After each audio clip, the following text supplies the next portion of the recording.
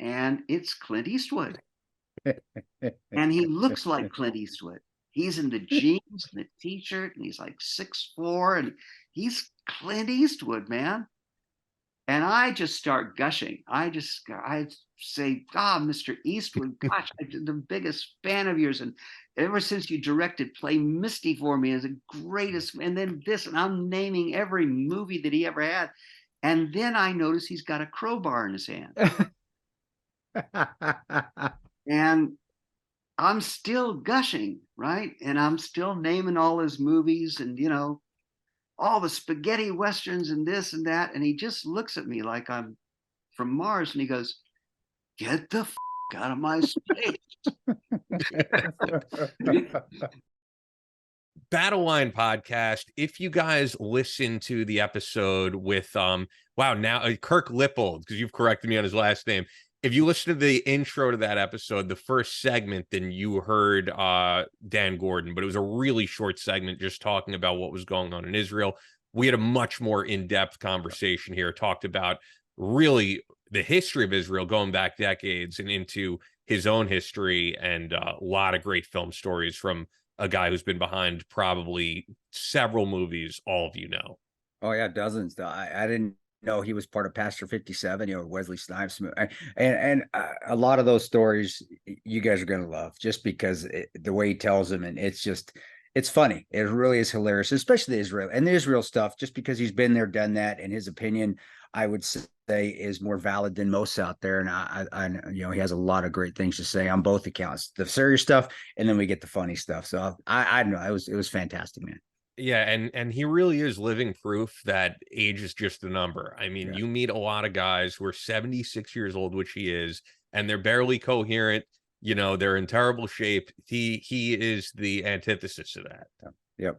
I mean, I know guys that are my age that are not even close to what he is, and he's 76. So it's something to aspire to at my young age of 52. It's true. You are a young man compared to him. Yeah, compared to him, still going at it. Before we get into it, I did want to mention really quick, because we've had on Richard Osthoff, the veteran who had money stolen from George Santos for his own charity. George Santos will finally be out of Congress, as you guys have heard the news. And people like Richard have been texting me, and they're very happy about this. So this is, for those who don't know, he's out. This is my congressional district. So we're going to have a special election and elect someone new.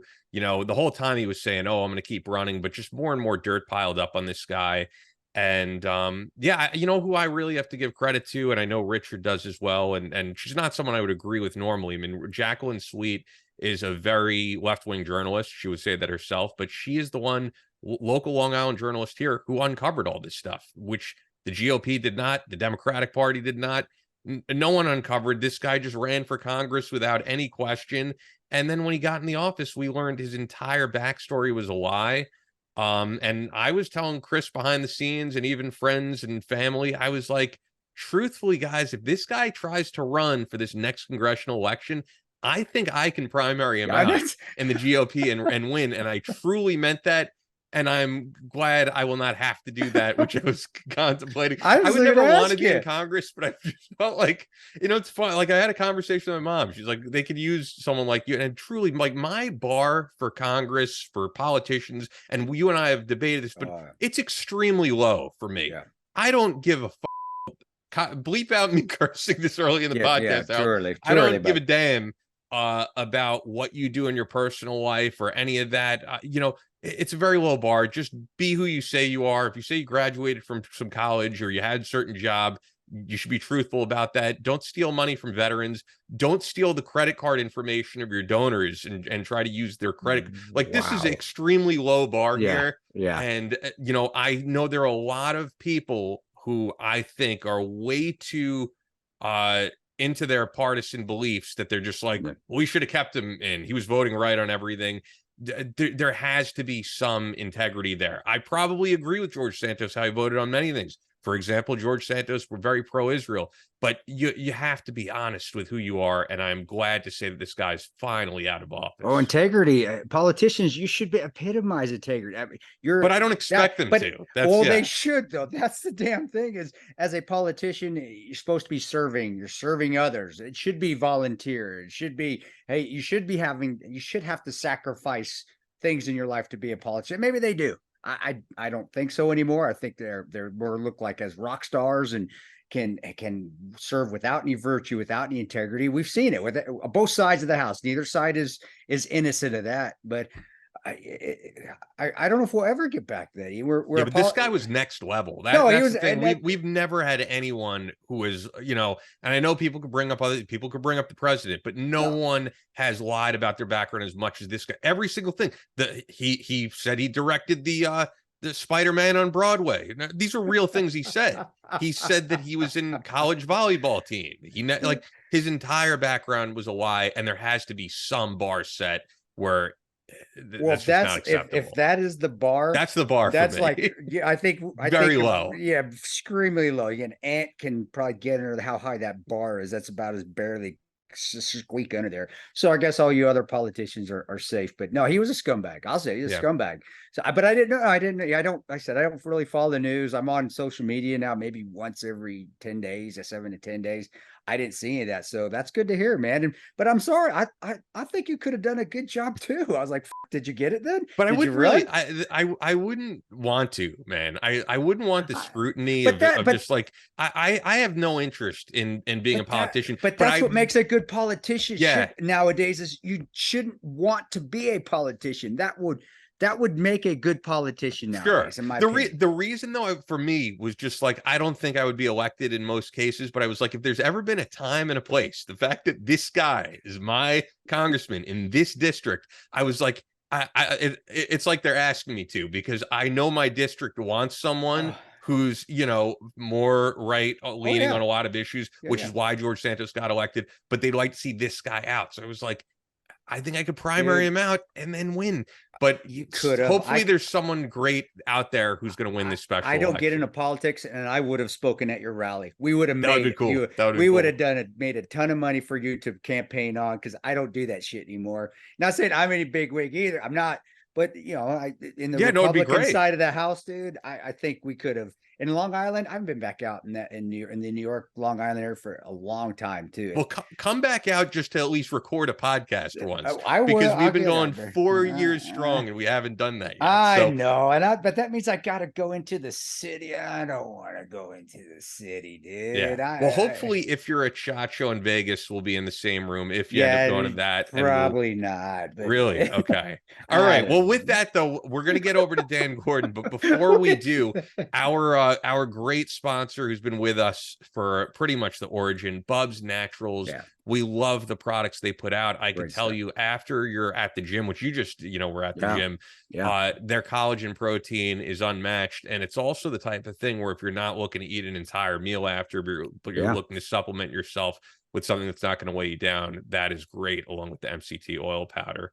And that's exactly how I use it. MCT oil and coffee before I go as a pre. And then when I come back, I'll put a little bit of the Halo creamer in it because it doesn't have as much MCT oil, but then also that's when the collagen comes at the end of the workout, and it keeps me stable, especially so I don't get the munchies, and also I know I'm getting better and getting stronger. My joints are getting stronger, and brother, I can tell with my knee and my injuries that I am coming along greatness because of Bubs. So fantastic stuff. And this weekend at the range, what do we have out there? We had the Halo creamer with the coffee, working that in, and all day I'm just hammering that stuff, and I feel great, and it helps me with the recovery immensely. So man, you can't go wrong with Bubs, and of course supporting Glenn Doherty, that's just the icing on the cake with Bubs Naturals. Tremendous stuff.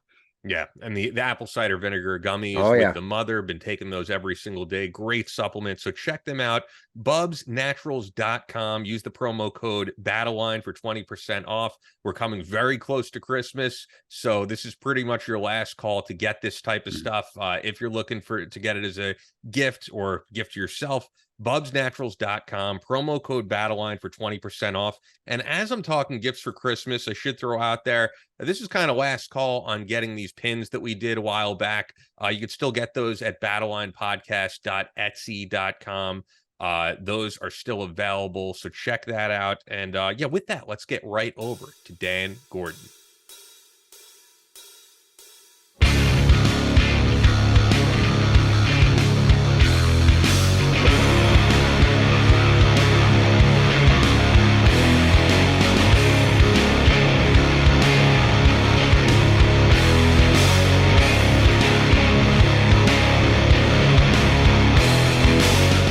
From Kansas City to New York City, from planet Earth to extraterrestrial life in space, a podcast with no equal, engaged in unconventional warfare through your speakers and headphones.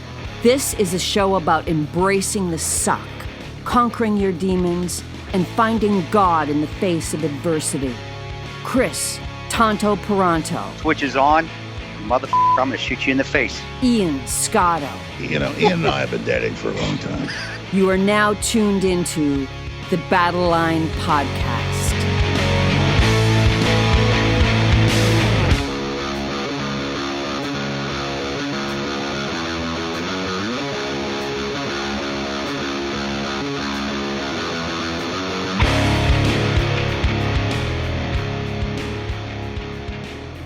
The switch is on. Battle Line Podcast. We just recorded 5 minutes, and I will throw myself under the bus and say I forgot to hit the record button.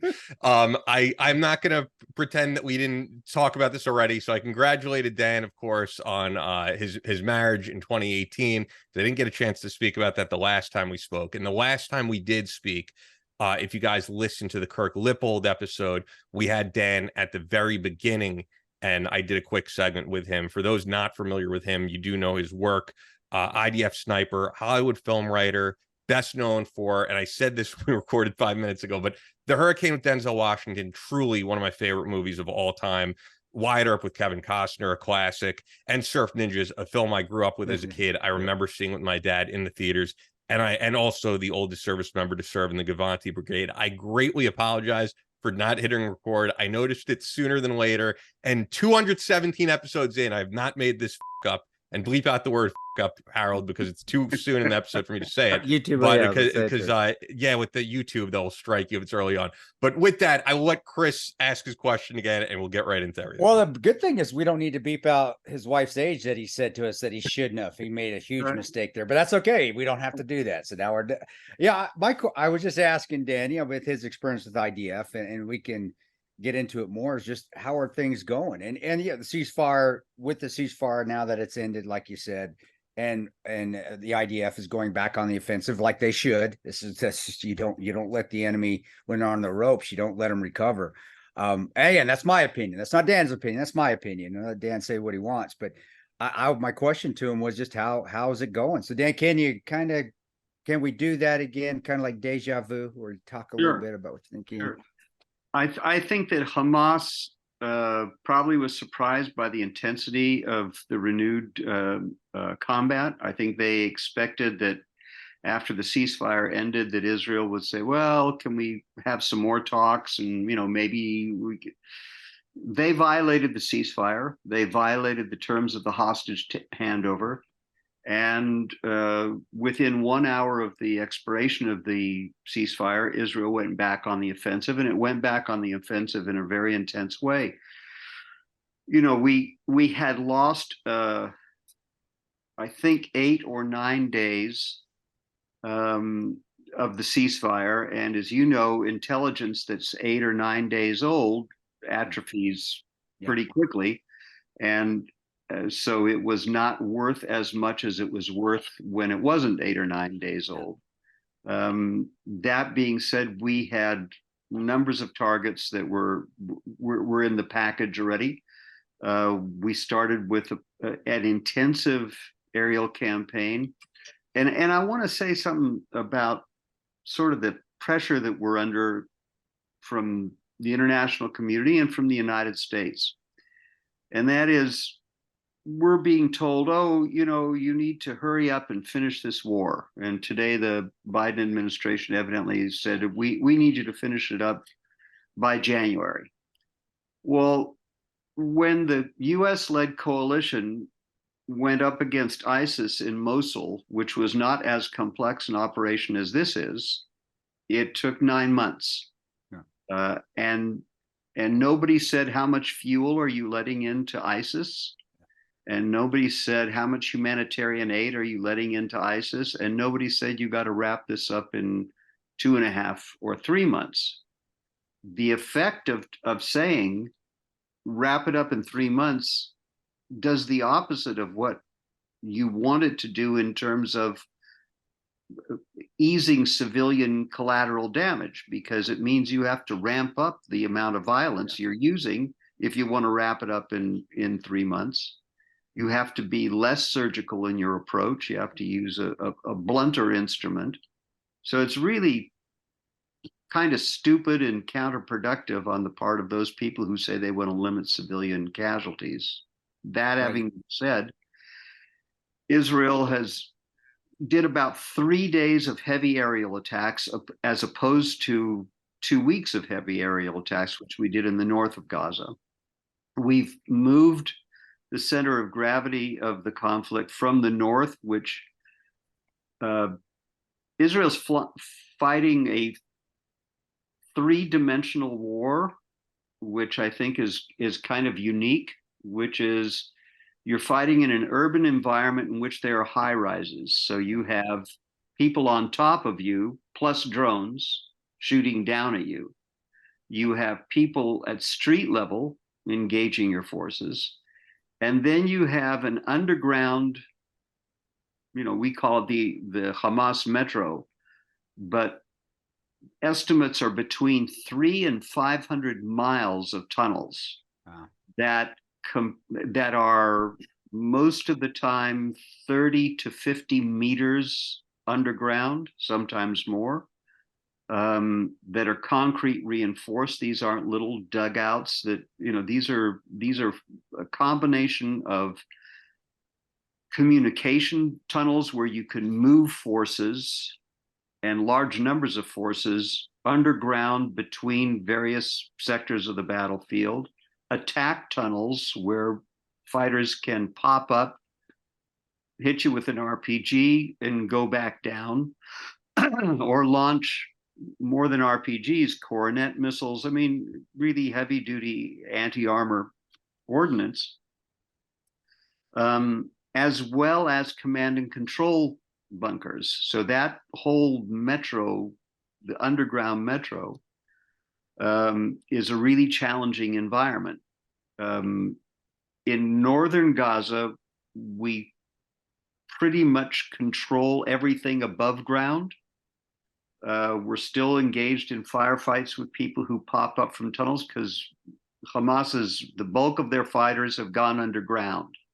They're not engaging us, with the exception of today. There were some face-to-face battles in southern Gaza between Israeli forces and Hamas, in which Hamas got their ass royally kicked, I'm happy to say.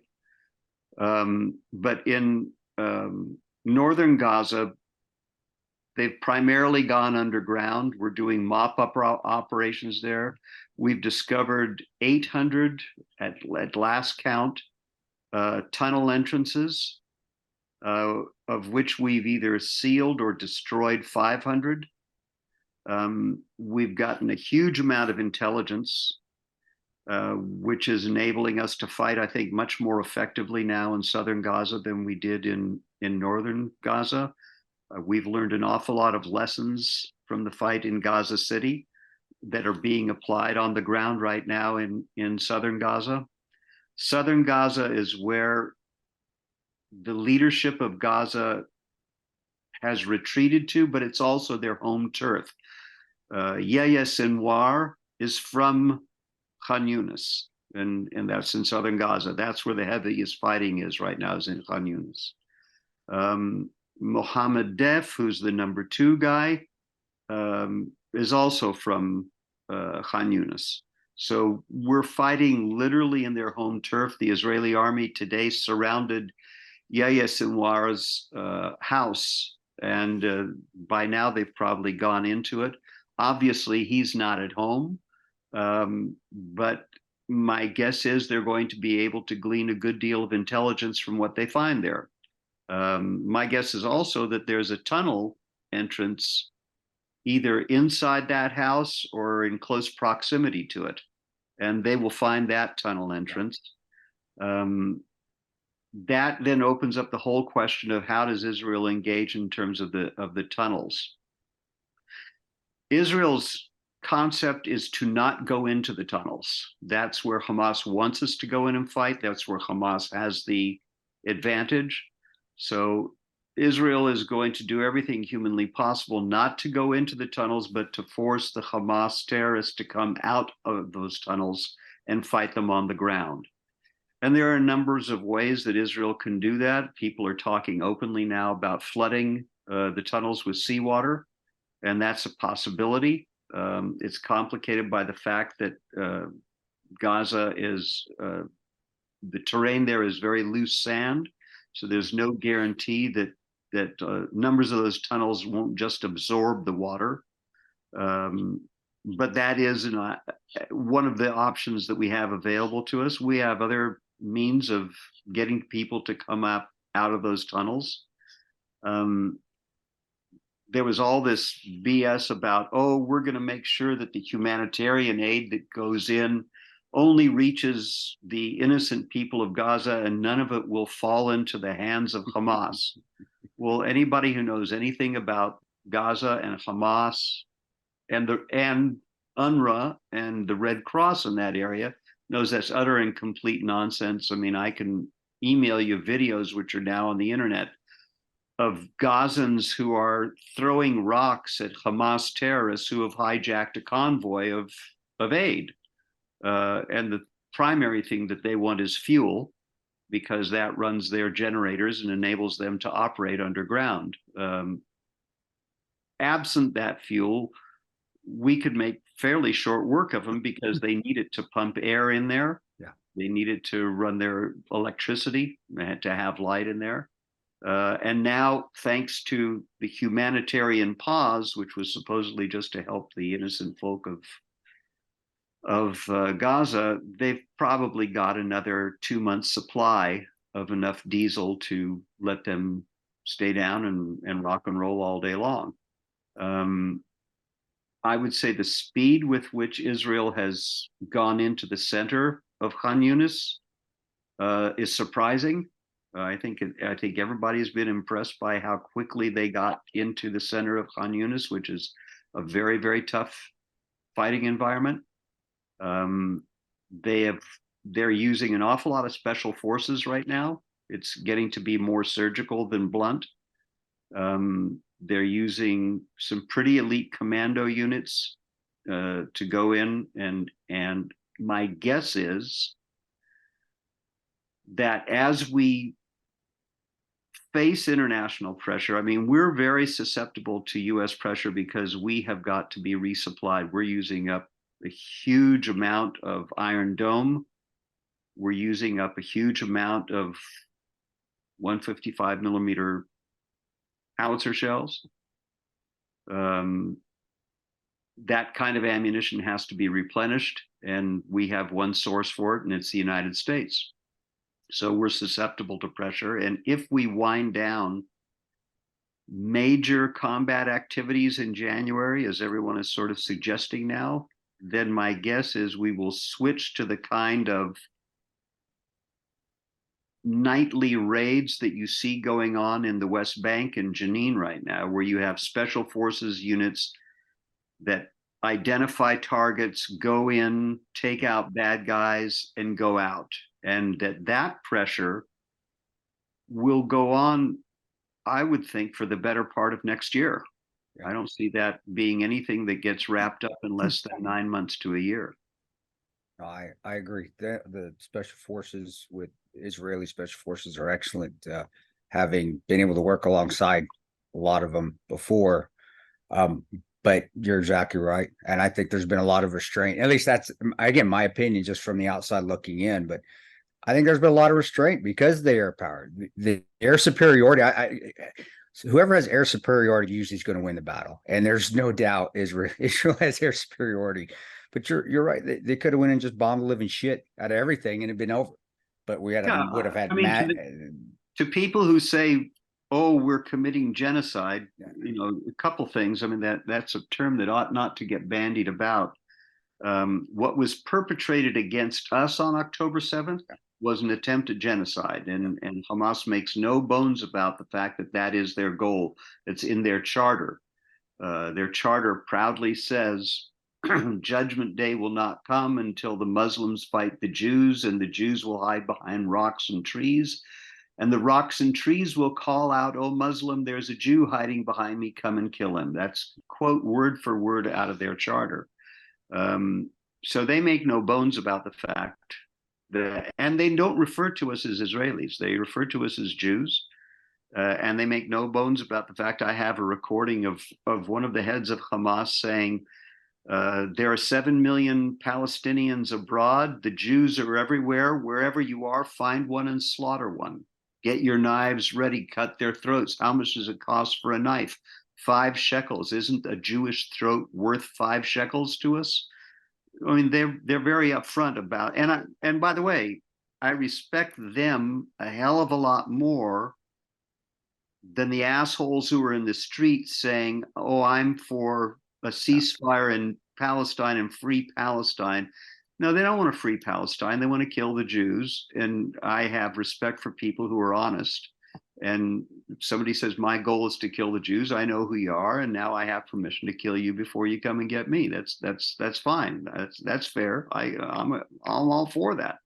Yeah. And I was just going to say, when you were speaking about what's going on with the tunnels, the way that I met you was when you had a book series out called Day of the Dead. Well, Day of the Dead book 1 was Gaza.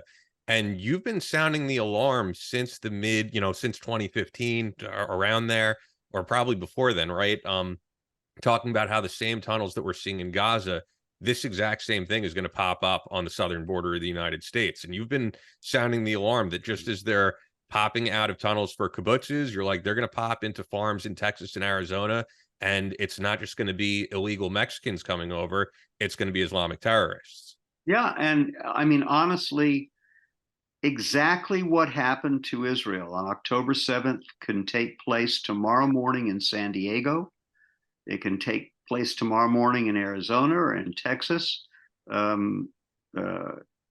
We had 3,000 terrorists armed with AK-47s, RPGs, grenades, hyperbaric bombs, storm across the border. And if they did that in San Diego, up against them, you would find San Diego PD. That's not a match. I'm sorry. Yeah. And the alliances between both Hamas and Hezbollah and the drug cartels have long ago been made. Yep. It is not a problem at all for Iran to push the button on exactly that kind of attack and then say it wasn't us. Yeah. That had nothing to do with us, So, the horrible thing about the Middle East is it starts with us, but it never ends with us. Yeah. Hijackings started against Israeli aircraft. It ended up on 9/11 in the World Trade Center and the Pentagon and a field in Pennsylvania. So like I said, we're the petri dish, we're the laboratory for terrorism. What they start with us, they're perfecting to be used against the West. No, I agree. It's in Europe and in the United States. It's the test to see what works, what doesn't. All right, and let's go ahead and you're right on the board. When I was with GRS, part of our ops, part of our AO was Mexico. When I was with the agency, and that was 2011, 2010. That's 12 years ago. So can you imagine? And now I've been out of the game for probably about 7-8 years now. So can you imagine? We were looking at it then. How many people have come over since then through the cartel assisting the terrorists coming over in the tunnels? And so You're right, but as Americans, and I think as our politicians are, and like most politicians are in most countries, very reactive. It's got to happen. All right, now we'll deal with it. Let's not be proactive, but now let's be reactive. And the sad thing is by that time, kids and women are burning in cars and their heads are cut off, and innocent people are dead. But what do we know, Dan? Yeah. I mean, when I was researching the book Day of the Dead, I had some friends who were, DEA, and some guys who were Border Patrol, and I've been in a couple of the tunnels that crossed. And I remember one tunnel that came from Tijuana and came up in a warehouse in downtown San Diego.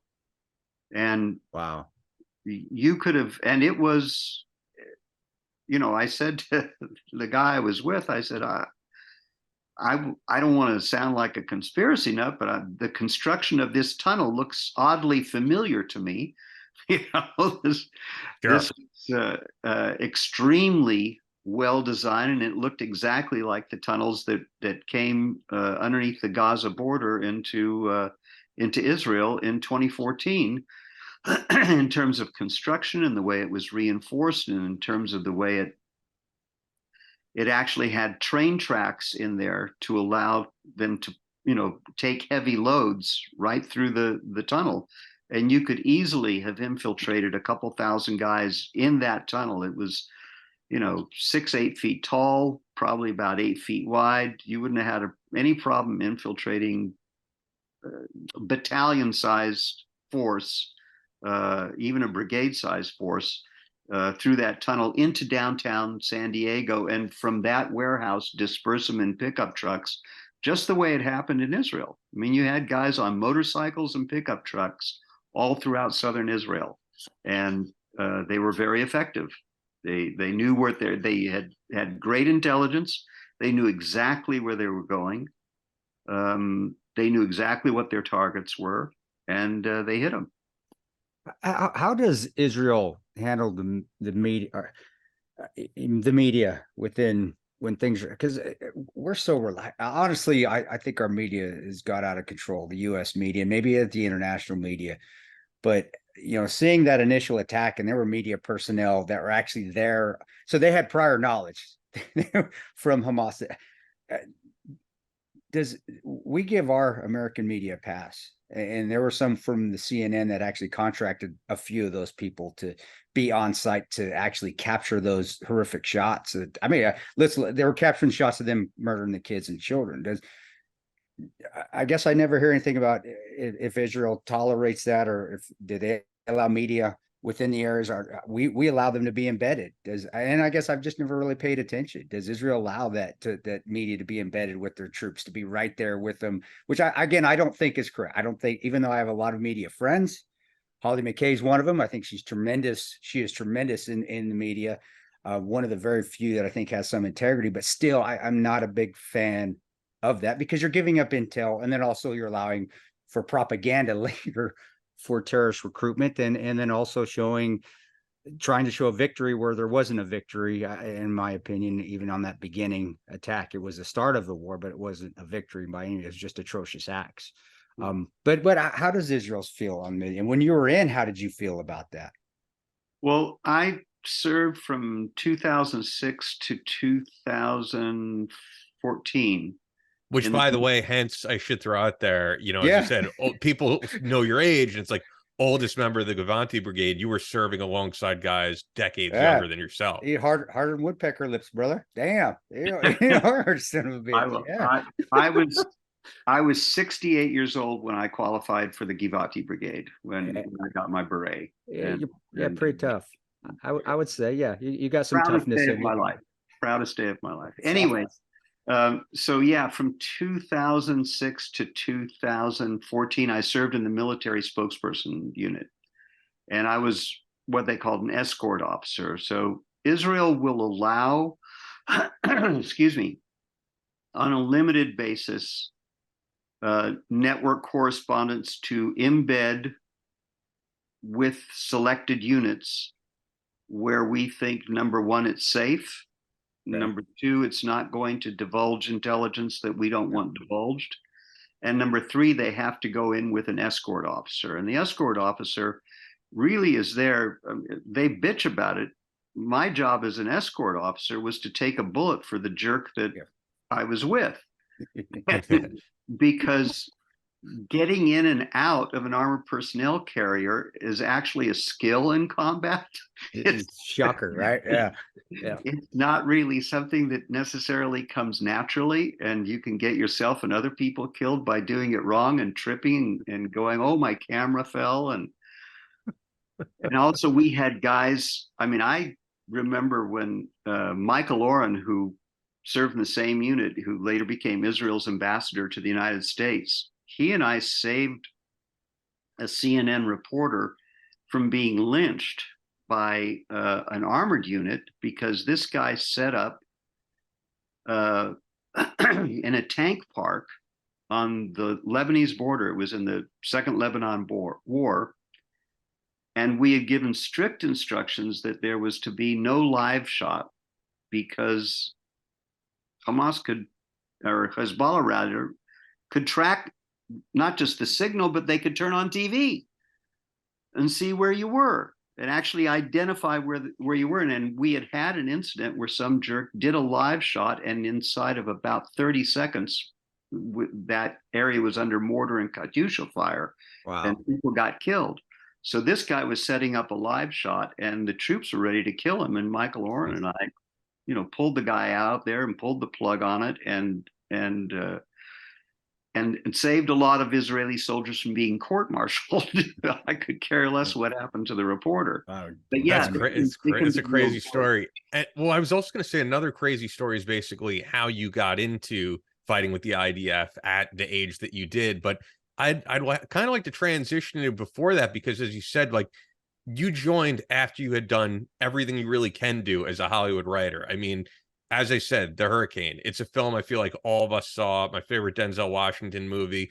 So I would love to get into your start of your career in film. And it's a lot of stuff that, I know you don't really get into as much with these recent interviews because of what you do with the IDF, still to this day. But yeah, I would love to hear how your film career began and how you got to the stage that you did and are still working on things to this day. Before we do that, the one thing I would want to do, because I know that you have an audience of military guys who actually know more than 99.9% of we know how to get out of armored personnel carriers. Yeah, most of the time. Yes, we do. Just Joe Sixpack, who's watching CNN with his thumb up an orifice and saying, "Oh, those cruel Israelis, and look at those poor children who are suffering," and genocide wasn't so bad. I mean, I really would encourage your viewers to contact their representatives and their congresspeople and to say, look, let Israel do the job it needs to do, because these guys in Hamas actually don't want a Palestinian state. They're no different than ISIS. They want a caliphate, and they make no bones about that either. They are not a nationalist organization. They want the Islamic caliphate to be reestablished. And that means us as Americans and Europeans as well. And like I say, it's not Las Vegas over there. What starts in Israel doesn't stay there. It spreads. So I would like to, encourage your viewers to contact their representatives and just say, look, let Israel do the job. We're not asking anybody to fight for us. We're not asking for anything except bullets. So let us do the job. We will, and mankind will benefit by that. And if Hamas is eliminated, it is a huge blow against Iran. If Hamas isn't eliminated, it will encourage every terrorist group in the world to strike the West. They will see it as a divine victory, and it will be a recruiting tool. ISIS will be reinvigorated. Al-Qaeda will be reinvigorated. Hamas will become international. Hezbollah is already sitting in South America. People say, oh, no, they're in the Middle East. Actually, no, they're in the triangle in South America. And there's estimates are as high as 5,000 Hamas or Hezbollah operatives in the triangle area of South America, and none of them mean us Americans any good, and Iran certainly doesn't. So let us do the job. We will, and America will benefit by it. If we don't do the job, if we're prevented from doing it, it will bite America in the ass. Yep.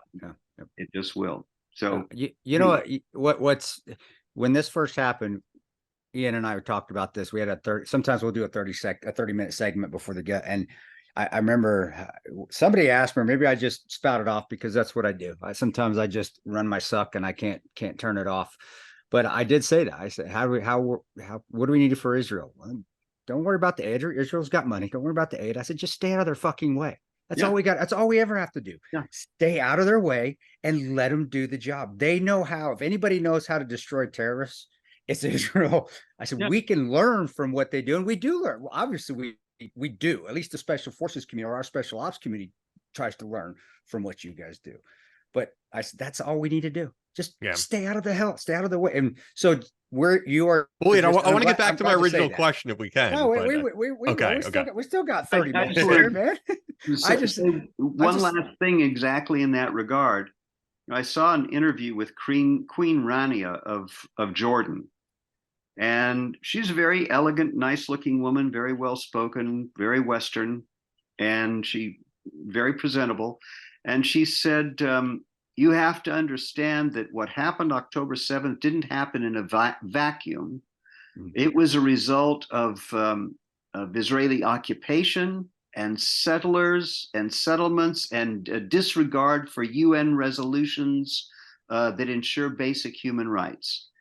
And Christiana Amanpour, who I had the dubious pleasure of being her escort officer at one time, and may I say, she's a candidate for a number of words which I won't use. She was not beloved either by the Israeli air military or by her fellow correspondents. And I don't think I'm telling tales out of school on that one.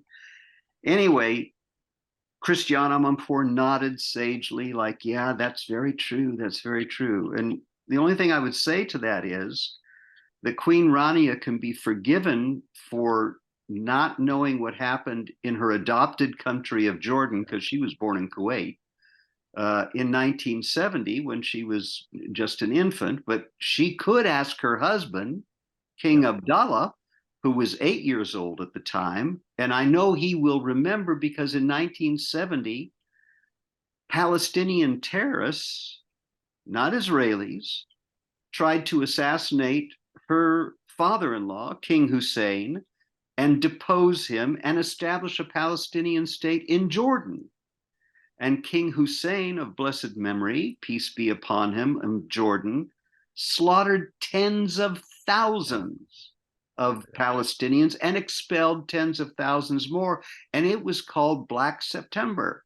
And that was what the Black September terrorist organization was named after. And if she dug a little bit deeper in history, she'd find that the only reason her husband is still alive is because her husband's father, King Hussein, begged the state of Israel, not asked, begged the state of Israel to come to his aid, because the Syrians were going to come in on the side of the Palestinian terrorists. It was the Popular Front for the Liberation of Palestine, the Democratic Front for the Liberation of Palestine, and the Palestine Liberation Army. I'm sorry, I'm old enough to remember this shit. and I knew King Hussein. I met with King Hussein numbers of times, so I actually heard the story from him. And he said to the Israelis, look, you don't want these guys on your border. You got to come in on my side. And the Israeli Air Force notified the Syrians that if they came in on the side of the Palestinian terrorists, they'd be blown off the face of the earth. And that's what saved King Hussein. And by the way, when all this went down, there weren't any settlements. There wasn't any occupation. There weren't any UN resolutions. This was 3 years after the '67 war. And the first time I was ever shot at in my life was in 1963 before there were any occupied territories. And I was in a place called Nahal Oz where people were just massacred on October 7th.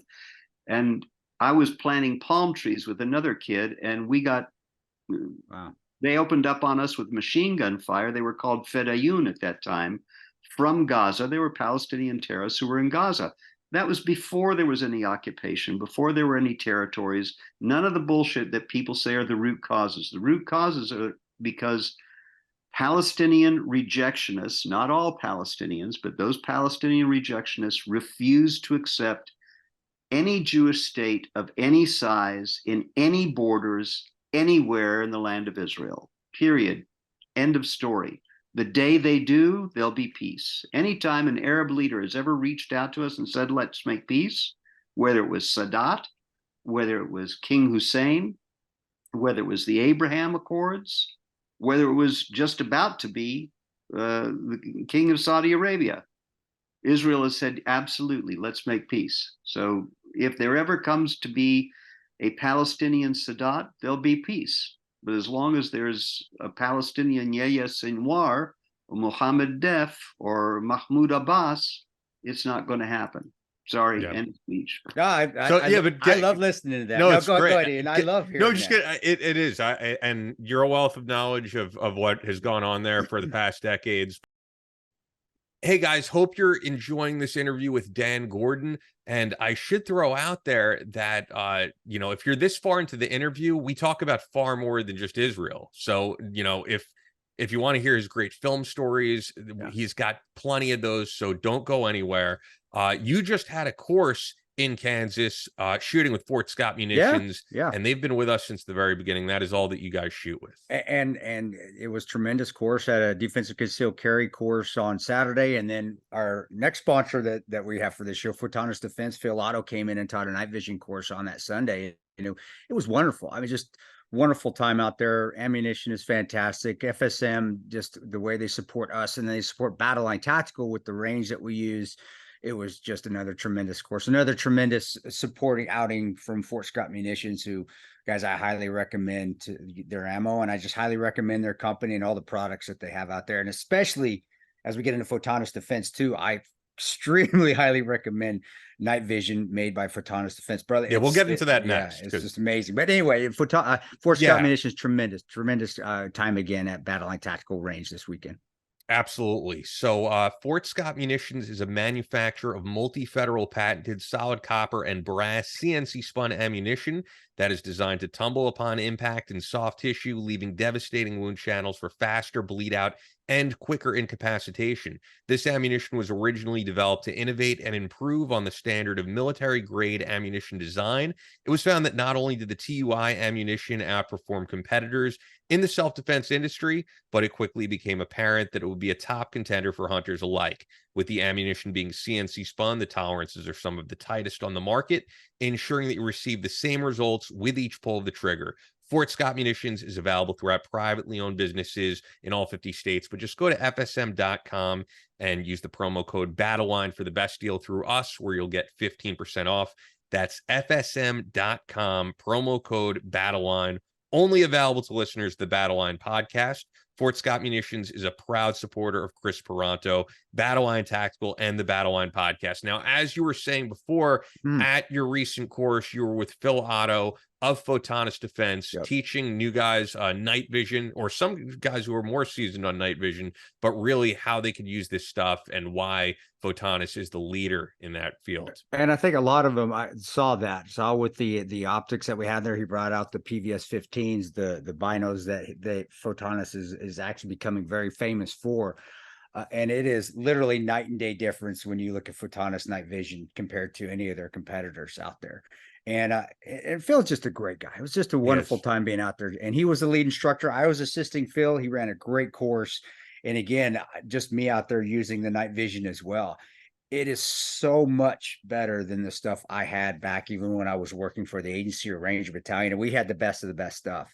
So guys, if you don't know Photonis Defense and you like night vision, get to know them and start using their gear. And if you're in the law enforcement community or military community and you got contracts coming up, you better start hitting up those guys. And you're going to see there is a little complete difference between their competitors, whether who it is, L3, doesn't matter who it is, and Photonus Defense. Photonus Defense is heads and shoulders above everybody else.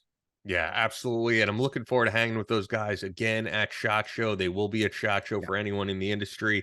Now you can have the superpower to see in the dark with the Viper Binocular Night Vision System by Photonus Defense, which is the global leader in night vision solutions, providing more high-quality night vision capabilities than anyone. Military, law enforcement, and public safety end users utilize Photonus Defense solutions to give them the edge at night in tactical situations and rescue operations. Hunters, shooters, boaters, and enthusiasts can rely on the Photonus Defense Viper Binocular to help them become masters of darkness. The new Viper Binocular system carries the same features and benefits as the Photonus Defense Viper Monocular, with a ruggedized body, and harnesses the power of the Echo Intensifier tubes, giving you sharper images, reduced halo, and industry-leading ultra-fast auto-gating across the range of dynamic operating conditions. And if you listen back to the last episode we did with those guys, we talked about what's going on with the IDF, and that the IDF is actually, members are in touch with people who are tied to Photonus Defense, getting the job done there. So since we covered that on this episode, I figured I'd throw that in there. Visit photonusdefense.com for more information, or look for Photonus Defense product options from your night vision dealer. Once again, guys, that's PHOTONIS defense.com. With that, let's get right back to Dan Gordon. Yeah, I would love to get into your early film career and getting into, eventually what you're working on now. But as I said, the films that I've mentioned top of show, and there's several more, are films that I'm sure our audience, whether they grew up in the 80s, 90s, or more recently, like we grew up with your work. Well, Surf Ninjas was certainly a classic. Surf Ninjas is I mean, I remember seeing it in theaters. I love that. And Rob Schneider to this day just seems like a great guy, by the way. I didn't know you did Surf Ninja. I was like, Wyatt Earp. Wait a second, Wyatt Earp, the Hurricane, Surf Ninjas? No way. Yeah. Okay, you got to tell me, how the hell do you go from, how do you do Wyatt Earp to Surf Ninjas? What? I wanted to do a movie for my kids. Okay. I had 3 boys, and so I literally just wanted to do, because they didn't want to see any of my movies. I mean, they're dramas. They're dramas. They're boring, too serious. Murder in the First. What are you going to do with that? I don't want to see that. So I decided that I would do Surf Ninjas, which I thought they would enjoy. And actually, at a point in time, I was going to direct that, and I was going to cast my middle son in the part that Rob Schneider eventually played. But I ran afoul of the head of the studio, and I got booted off from directing, and that's how Rob Schneider got the part. But the reason he had dyed his hair red in that movie, it was because my middle son is a redhead. So he that's cool. He was gonna. So how did you get into the film industry? How did it all begin? Like, what's your origin story with that? I at 16. When I was 16, I was living in Israel. I'd run away from home. I was living on a kibbutz in Israel. And I had a spectacular literature teacher named Shlomo Carniel. And he was a Holocaust survivor. He was, when he was 8 years old, he was in Auschwitz. He was, his whole family outside of his brother had been killed. And Shlomo would come into class. He was an alcoholic. I don't remember him ever coming into class that he wasn't hungover. And he would come into class and he'd have his hands like this, his head in his hand. He would light up a cigarette the minute he walked into class. And that cigarette would be up there like that. And he'd take a drag. And kibbutz kids were really rowdy, nasty. I mean, we were animals. We were just total animals. I remember we drove one teacher out under a barrage of fruit. We, took all the fruit we had.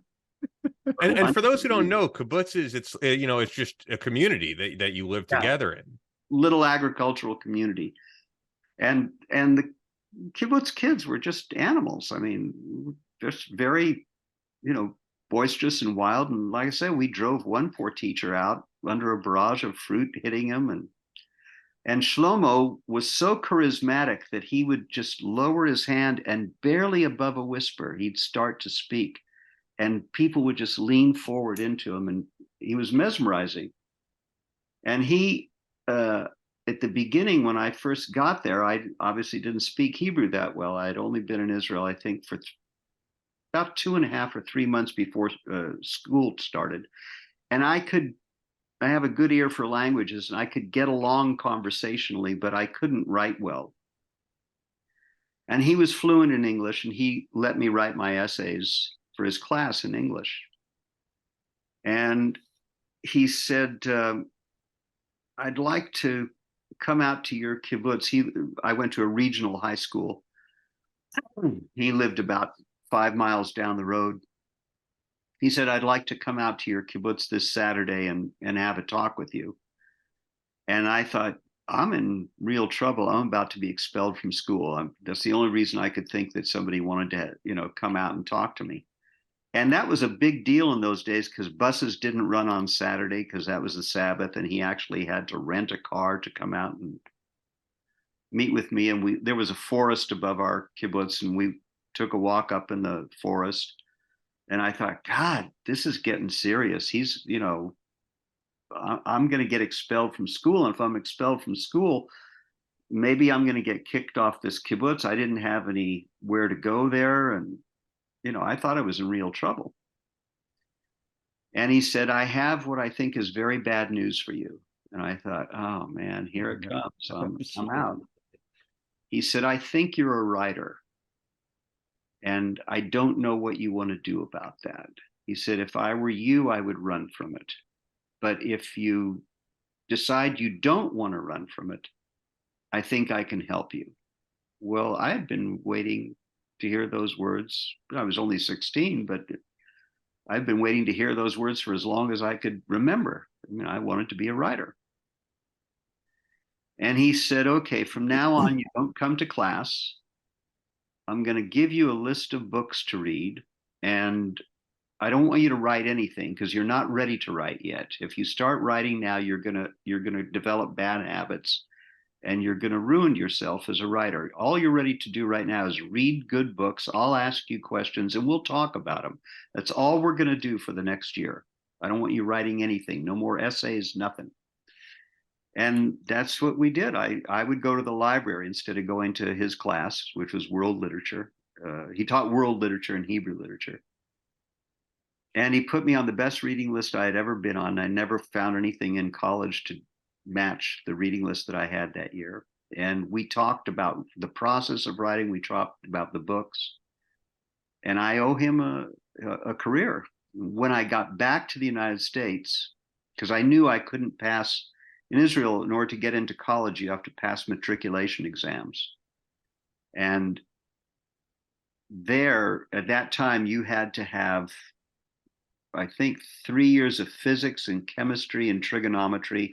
And there was no way in hell that I was going to pass any test in those 3 subjects. Absolutely none, zero. And so I came back to the United States. I went to college in the United States. I had to do a year of junior college to make up for high school stuff that they wouldn't recognize because I didn't pass the matriculation exams. And at that time, I also thought, that I wanted to direct as well as write. And I thought, if I want to direct, I better learn about acting. So I was in an acting workshop, and I also toyed with the idea of being an actor at that time. So when I was 17, I was in an acting workshop with a guy named Corey Allen, who, if you ever saw the movie Rebel Without a Cause with James Dean, Corey Allen was the guy who went over the cliff. He played Buzz, the gang leader who was always killing his Yeah. Corey was a great actor and a better acting coach. And I studied with him for a year.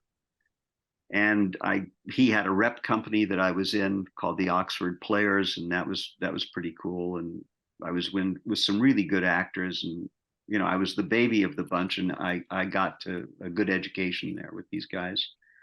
Anyway, by the time I was 20, I was at UCLA. I was a film student at UCLA.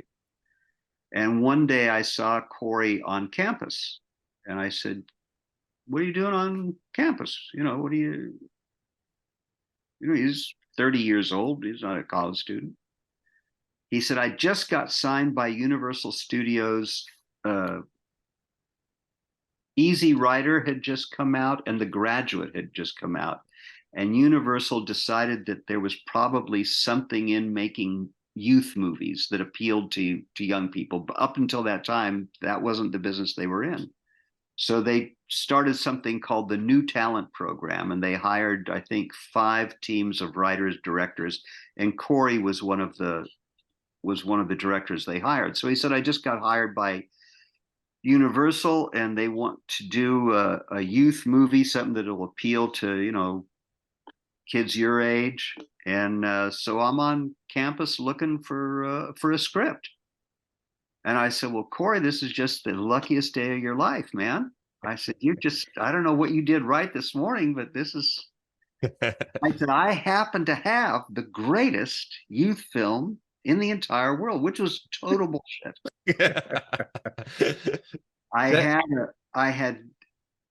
You had to, in directing class, you had to write a 1-act play and then direct it. And so as an exercise, I wrote a 1-act play. And it was about, my first love affair. I was 20 years old, madly in love with this girl, and got dumped, as most people do in their 20-year-old love affairs. And if they're lucky. And I had written about that love affair, and the whole big deal about you're suicidal until you decide not to kill yourself, and then you move on. And it was sort of a romantic comedy, and it was a 1-act play, and it was also a 1-actor play because I couldn't find any other actors who would agree to be directed by me. So because of that, I knew all the dialogue because it was just one guy. And I didn't realize that I was pitching a movie. I didn't know what a movie pitch was. I just put on the 1-act play for him. It was a half-hour play. And I just put it on. And he said, "This is great." He said, "Let's go. We're going to Universal right now." We went from Westwood over the hill to Universal Studios in Burbank. And we met with the guy who was the vice president of Universal in charge of production. His name was Ned Tannen. And he said, "Go ahead, Dan, pitch Ned the same project you pitched me." And at that time, my best friend, who I had known since I was 10 or 11, was a guy named Tim Buckley, who was a singer. He was Jeff Buckley's dad, and he was a folk rock singer. And Tim had just done his first album, and he had written a song called "Once I Was." And he and I were very, very close, and we were talking about movies and songs and all that kind of stuff.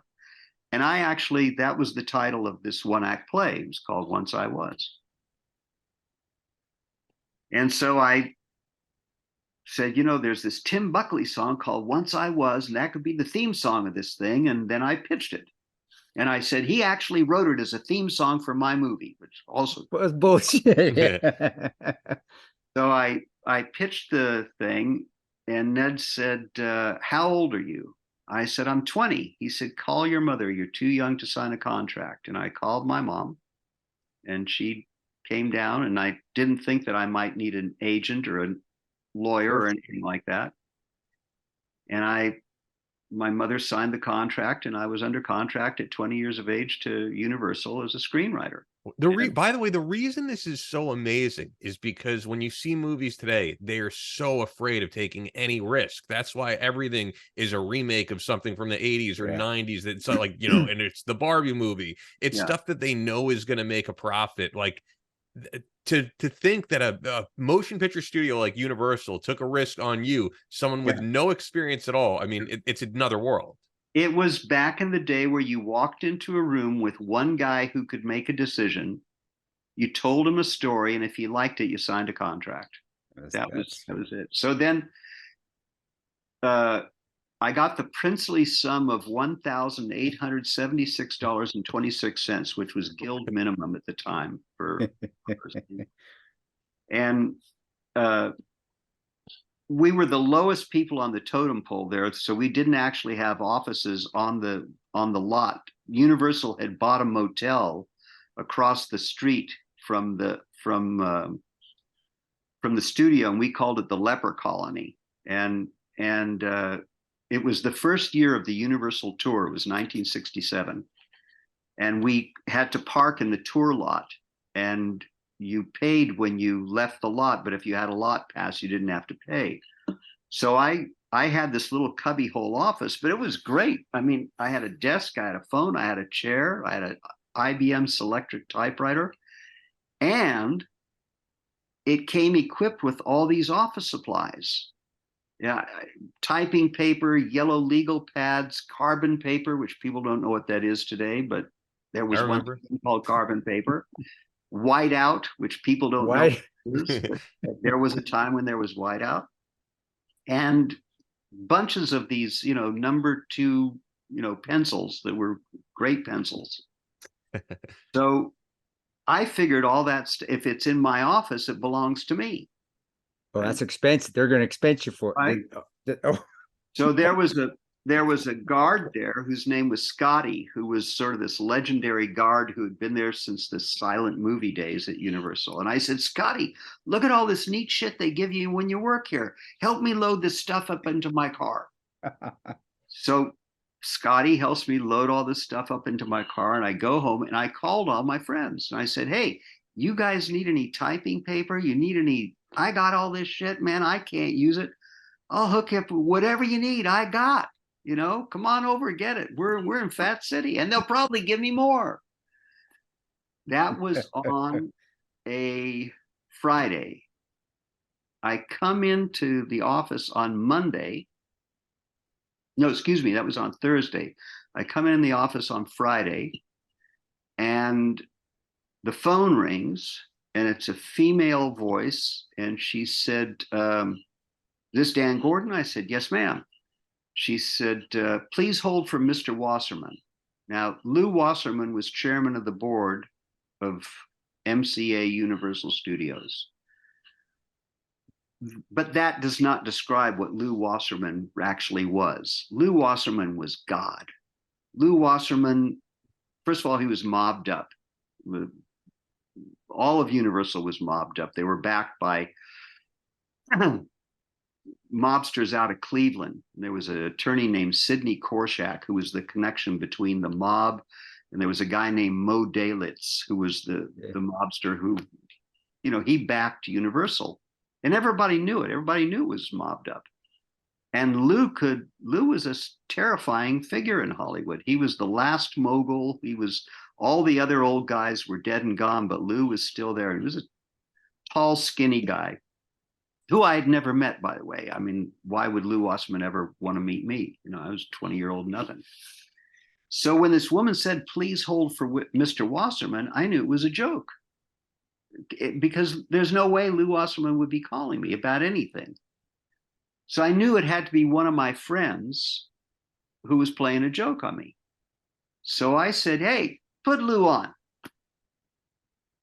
All of a sudden, I hear this voice go, typing papers, yellow league pads,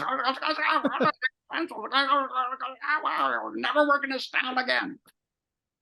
And now I know it's a joke, because there's no way Lou Wasserman could possibly give a shit that some 20-year-old kid stole typing paper. It's got to be one of my friends who I called the day before and said, I'll hook you up with office supplies.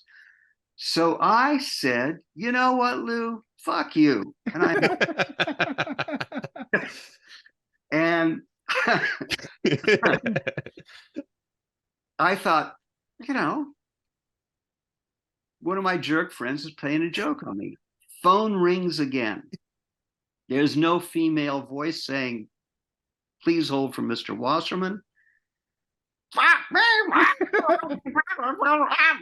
And it suddenly dawns on me, it's Lou Wasserman. And I said, First of all, no one ever called him Lou in his life. His mother called him. And I said, Mr. Wasserman, I said, I apologize so much. I thought that one of my friends was playing a joke on me. I would never disrespect you. I mean, I'm so very sorry. But honestly, you know, if all you got to do up on the 15th floor, that's where his office was, is worry about some 20-year-old stealing office supplies, life has got to be pretty damn good for Universal. So I'm writing this great script that you're going to love. I know you're a busy guy. I'm a busy guy. It's been an honor talking to you, and I'm going to get back to work. And I hung up. Then you had a Phone didn't job. ring again. And I thought, handled that, you know. So now I come into the office on Monday, and my name is off the door. And my stuff is in a box, a cardboard box in front of the door. The lock has been changed. My key won't open it. And when I went to leave the lot, my lot pass had been revoked and I had to pay to get off the lot. And no one ever said you're fired. That was the way Hollywood fired you in those days. You just disappeared. You know, your lot pass was revoked. So cut to 20 plus years later.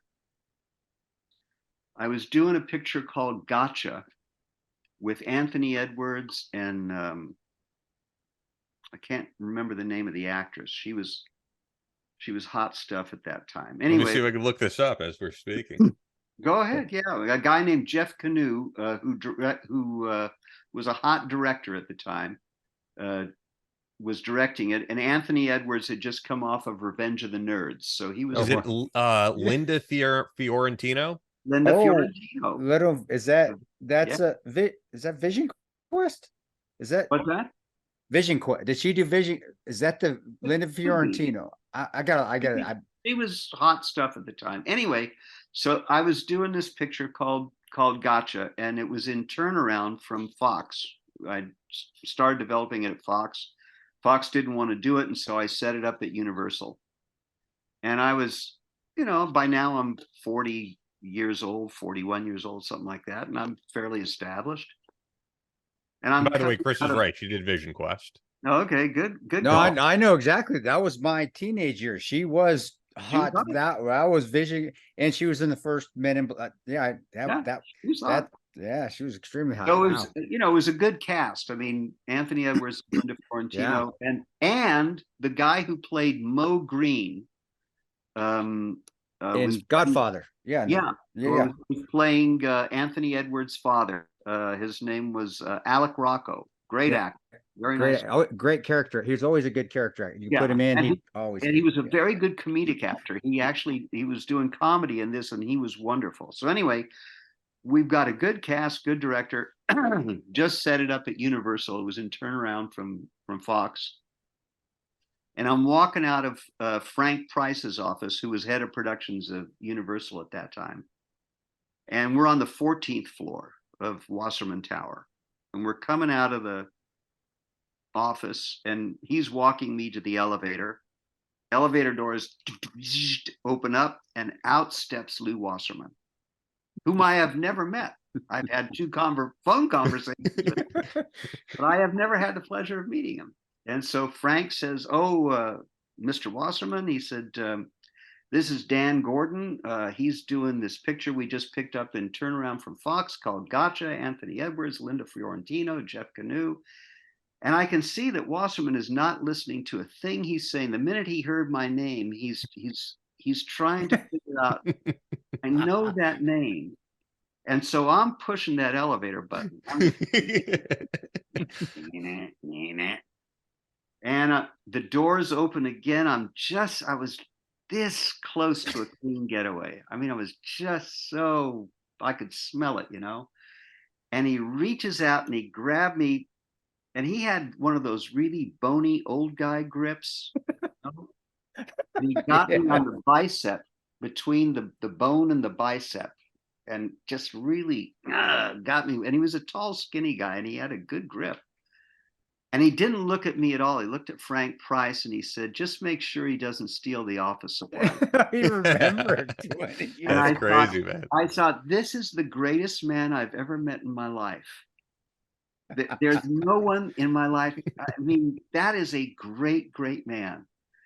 So that's my Lou Wasserman story and how I got started in the movie. That's amazing. Those guys that get, I think all of us have had a leader at some point or someone we look up to that could have that authoritative mannerism, but have a sense of humor with it. Because as he's like, I'm gonna tell this kid, I'm watching his fucking ass, but yeah, I'm gonna be funny. And that if that doesn't make you respect that person even more, and give you a little bit of the heebie-jeebies, like, yes, sir. Oh yeah, that's excellent. Well, that happened to me with Clint Eastwood. I'm not dropping names or anything. It's a funny story. I was doing a picture called Passenger 57 with Wesley Snipes. Yeah, I remember that. That was when he was big. He was Wesley Snipes was actually very good at either taekwondo, whatever art he took. He was legit. He have a statue of me in his house because I was the guy who got him cast in action movies he was a serious actor before me. I'm the one who ruined his career. I got him into action movies. Blade was awesome. Come on, Wesley. Blade is still classic. I think Blade was after Passenger 57. Yep, it was. It was after Passenger 57. Yeah, he had done a movie called New Jack City. That was a good one. I know that one. I got the soundtrack. I still got I got the cassette tape of that. Yep. So when I wrote Passenger 57, it was loosely inspired by the story of a guy who I knew who was a former Mossad agent who was on a plane when there was a plane hijacking attempt. And he foiled the hijacking attempt. And that was the idea where I got the idea for the movie. And originally it was not written for a black guy. And they were casting this, the movie. And we were having trouble getting a lead. And I was doing it for a producer named Lee Rich, who was a good producer. And another guy named Dylan something, can't remember his last name. Anyway, somebody said, have any of you guys seen this new movie, New Jack City, which was also a Warner Brothers picture. We were doing it at Warner's. And I said, yeah. He said, well, what do you think about Wesley Snipes? I said, that's a brilliant idea. He'd be great in this role. And somebody else said, well, he knows martial arts and stuff. I said, spectacular idea. That's our guy. So that's how Wesley got cast. Anyway, so Lee Rich's office was in a very particular building in Warner Brothers. And there were only 2 offices in that whole building. Most office buildings had a lot of different production companies. There were only 2 there. One was Malpaso, which was Clint Eastwood's company, and the other was Lee Rich Productions. And it was his own little compound, and there were only 15 parking spaces. And if you couldn't find one of those parking spaces, you had to park almost a mile away and take a shuttle to get to that office. And it was at the time that Clint was mayor of Carmel. And I had I was making good money back then, and I bought one of the first Acura NSXs there ever were. I had one of the first 3,000 NSXs ever made. It was like the Japanese Ferrari. It was a great car. And I had, I think it was a year or 2 old, something like that. It might have been brand new. I don't remember. Anyway, so I didn't want to park it in the big lot anyway, and that was a mile away. So I would always come up and ask the guard, is Clint up in Carmel? Because he was mayor of Carmel. And if Clint was up in Carmel, I would take his parking space. So I had a meeting with Lee Rich, who's a producer, a notes meeting for the thing, because if we were now doing it for Wesley Snipes, it meant we had to do a little bit of rewriting. Not a lot, but a little bit. And also they didn't want to do the whole movie on the plane, which I did want to do. And so we had to create this stupid idea that he lands next to a carnival or something. Anyway, remember that. I had this meeting, and I had my little script and my yellow legal pad and all my crap that you have to take to a meeting. And I pulled in and I asked the guard, Clint up in Carmel? Yep, Clint's in Carmel. No problem. I go into Clint's space. And now I'm getting all my stuff. And I start to get out of the car, and I see in the rearview mirror a pickup truck pulls in behind me. And a guy in a pickup, big deal. He's looking for a space. He can't find one. Tough. So I get out, and it's Clint Eastwood. And he looks like Clint Eastwood. He's in the jeans and the t-shirt, and he's like 6'4", and he's Clint Eastwood, man. And I just start gushing. I say, Mr. Eastwood, gosh, I'm the biggest fan of yours. And ever since you directed Play Misty for me as the greatest, and then this, and I'm naming every movie that he ever had. And then I notice he's got a crowbar in his hand. And I'm still gushing, right? And I'm still naming all his movies and, all the spaghetti westerns and this and that. And he just looks at me like I'm from Mars, and he goes, "Get the fuck out of my space." And I went, whoo! And I jumped in the car and I jammed off, and I'm an hour late to get to the meeting because I had to take the shuttle and all that. And I walked in and I said, Lee Rich, who's a big producer, said, "Where the hell you been?" and all this. And I said, "I'm sorry." And I told him the story. He said, "God, are you lucky?" I said, "Why?" He said, "Clint breaks out the windows of any car that is parked in his place. He flat out, no questions asked. He just smashes the front and rear windshields. And your little NSX would have been toast." Again, cut to 20 years later. I'm now of advanced years. I'm now probably 60 years old. And I was doing a picture that Clint's producer was a guy named Rob Lorenz, and he was making his directorial debut. And it was going to be this movie that I wrote, and Clint was going to executive produce it. So Rob said, "Do you want to meet, Clint?" And I said, "Hell yes, that'd be great, He said, "Well, let me tell you where the office is." I said, "I know exactly where the office is. Don't have to tell me a thing." So I show up for the meeting, and I'm there, and Rob's there, and I'm there. And after a while, Rob leaves, and I'm still hanging out because I want to meet Clint. And Clint comes in, the secretary introduces me, and I shake his hand, and it's not my name, but I see him looking at me and looking at me and looking at me. And I'm saying, I'll tell you, Unforgiven was the greatest Western ever made. And you just, everything you did in it, the way you set that one shot up, and you and Morgan Freeman and Richard Harris and Gene Hackman. And, I worked with Gene Hackman, and we had Wyatt Earp. And he's just looking at me, and he goes, "Where'd you park this time?" Great man. You have all. Did you have any stories for Wyatt Earp back that movie? Just because it was such. I mean, that was epics weren't really a big thing back then. The 3-4 hour movie, and that was like one of the first ones.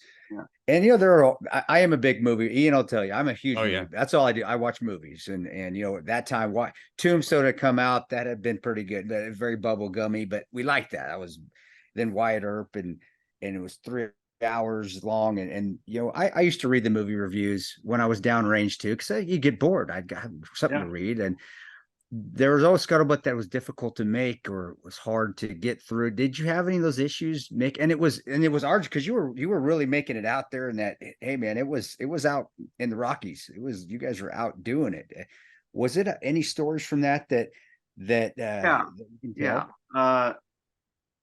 That's the biggest disappointment of my career. I hate that movie. I can't watch that movie. Larry Kasdan destroyed that film. I had pitched my notion of Wyatt Earp to Costner when he was editing Dances with Wolves. Dances with Wolves hadn't yet come out. And he was still a big star, but he was not yet. Yeah. Oh, yeah. Yep. And I pitched, I said, this is a Western Godfather. I said, it's really the story of a law enforcement family and a crime family. And the crime family was the Clanton family, headed up by Old Man Clanton. And you may have noticed that Old Man Clanton is not in the Casbah version of Wyatt Earp. And Old Man Clanton was a really interesting character, but there was also a character named Mike Gray, who was a sort of bizarro. And I did just a ton of research on Wyatt Earp. I had hired 2 researchers. I went to Tombstone. I found original documents in the Cochise County Sheriff Office. I actually found the original appointment of Wyatt Earp as a deputy sheriff in Pima County. And it was just in the basement. I literally solved a 100-year-old mystery, which was what actually happened to Johnny Ringo and how was he killed, which no one had ever solved. And it was really simple. At one time, I was a reserve cop in LAPD, and I said to the researchers, let's go to the scene of the crime. Let's go where the body was found. Made sense to me. So there were all these things about how supposedly Johnny Ringo had gotten lost in the desert, was dying of thirst, and committed suicide. That was the coroner's version of what happened. There was actually a coroner inquest. So it was well known as to where he was found. He was found in the bole of a tree that had been hit by lightning, and that was on a particular piece of land. And we went out there, and I retraced that whole saga of what they called the Vendetta Trail, on horseback, on 4-wheeler, on foot. I mean, went into backcountry, and plus read every book there ever was about it, and actually talked to people who knew. One guy was a great source for me, was a guy who actually knew Josie Earp, Wyatt Earp's widow. He had known her in the 40s. So I got, very close to firsthand information. Glenn Boyer was the guy's name. So we went out to where they found the body, which was in the bole of the tree. Well, it was next to a river. So much for the theory that he died of thirst, And all of a sudden, this woman came out, and she said, "Get off my land. This is private property. I told the county there's this or bag and bag." And I said, "Oh, no, excuse me, ma'am. No, don't mean any harm. I'm a writer. I'm doing a thing about Wyatt Earp, and I know this is where Johnny Ringo was found." And she said, "Well, it's not a tourist trap." And I said, "No, I'm trying to get her off her high horse." I said, have you lived here a long time, ma'am? And she was a crusty old broad. And she said, "Well, I lived here all my life. I don't know if that's a long time. I guess it's a long time to some people." It's all. I said, "Wow." I said, "And so this was your parents' ranch, huh?" And she said, "Yeah, I guess it was my parents' ranch. I guess." And I said, "Well, had they lived here a long time?" "Well, they haven't lived here since 1874. I don't know if that's a long time in your book, but in my book, So I'm 1874. Damn. So all this happened in 1882. So I said, "So they actually, your grandparents were alive at the time of, that Wyatt Earp was around." And she said, "Yeah, well, I guess they were. Yeah." I said, "Well, and this is where Johnny Ringo's body was actually found." She said, "Well, it wasn't just where he was found. I mean, he was an adopted son in my grandparents' house. They loved Johnny Ringo." I said, "Really?" And she said, "Oh, yeah." And as she started talking, well, it turns out her grandparents just loved this kid, Johnny Ringo, and they kept a cot for him. And he was a drunk, and whenever he would go off on a bender, if he was too far away from town, he would go to the Smith Ranch, which is what their family name was, and he would sleep it off there. Well, the mystery was always, if Wyatt Earp had in fact ambushed him, which he did, with the help of Wells Fargo. Wells Fargo actually hired him to assassinate Johnny Ringo. Okay. The question was, how would he have been able to ambush him in the middle of the desert? How would he have even known where to find him? Well, the reason he knew where to find him was everybody knew that if he got drunk and didn't get back to town, he would spend the night at the Smith Ranch. It was common knowledge. So what they had done, this was with the contrivance of Wells Fargo. Johnny Ringo was terrified of Wyatt Earp. He knew that Wyatt Earp was after him, wanted to kill him. Wyatt Earp had gone to Colorado because he was now wanted for murder in Arizona, and he hung out in Colorado. And Wells Fargo came to him and said, look, you got to finish the job. As long as any member of the Clanton family is alive, your family isn't safe, and you know it. And we'll pay you good money to go in there and kill Johnny Ringo. Well, Johnny Ringo was staying with a guy named John Bean, who was the sheriff of Tombstone. And it's just like in The Godfather. As long as he was being protected by a cop, he was untouchable. So they planted a story in the Las Vegas, New Mexico newspaper that said Wyatt Earp was killed in a gunfight. Johnny Ringo read the story and went, hallelujah, I'm safe. And he went out and got drunk. And everybody knew he was going to wind up at the Smith Ranch. And that's where Wyatt and his posse and they were outlaws, including Doc Holliday, ambushed him. And they shot him and then scalped him. And then the reason that they scalped him was the way you collected a bounty from Wells Fargo was if they read in the paper that the person had been found scalped and you showed up with it, you got paid. Well, Wyatt didn't particularly want the bounty, but the people he was with certainly did. It wasn't their hobby, it was their profession. And I think that probably put Wyatt off somewhat. At any rate, so no one had, I said, well, I've never heard this, to the woman who lived at the Smith Ranch. I said, I've never read this in any book, and I've read every book about Wyatt Earp. How can that be? She said, no one ever asked me. So anyway, I did a lot of research. I pitched it to Costner, and he loved it. And he said, look, this is a huge story. It's a big saga. And this guy, Mike Gray, was a bizarro Wyatt Earp. He was a former Texas Ranger who had gone crooked. And he teamed up with Old Man Clanton. And what was really behind the gunfight at the OK Corral was a land grab that was worth $18 million in 1882 dollars, which is about $1 billion. This was not grubby rustlers. This was a big time land grab crime of organized crime. And that's what was behind this whole deal. Well, Kevin loved the whole idea. And he said, this is 6 hours long. And I said, yeah, I think it probably is. I think it's like 3 2-hour movies. And so he said, well, let's set it up as a miniseries. And we set it up as a miniseries at CBS. And I said, it's a shame to do this as a miniseries. We ought to do it as 3 movies, 3 features. We'll, release one after the other, or one each summer, or one in the summer, one in the spring. And he took a shine to that idea. And he's actually doing it now with his Civil War saga. He actually is doing the 3-movie idea. Okay. And so he got it back from CBS and said, we're going to do it as a movie. And I want you to boil it down to 1 2-hour movie, because Warner's won't do a 3-picture deal on this. They just want 1 movie. So I said, okay. And our original concept was it was going to be shot in black and white. And we wanted Marty Scorsese to direct it.